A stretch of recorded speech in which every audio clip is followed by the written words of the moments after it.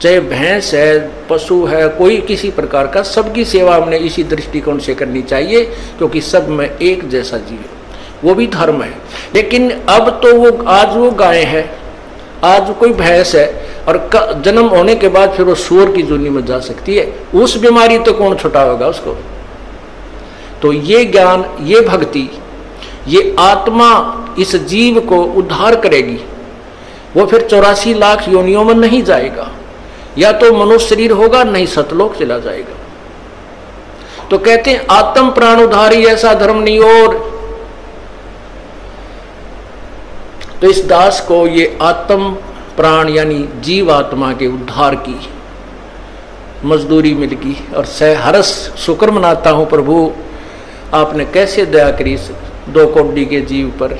और ऐसे निर्मल भगवान की महिमा, ओए होए होए, जिसके नाम लेते हैं रूंग रूंग खड़े हो जाते हैं।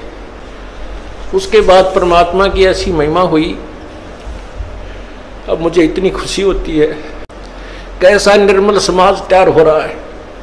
बीड़ी, शराब, मांस, तम्बाकू, उसको देखकर भी राजी नहीं।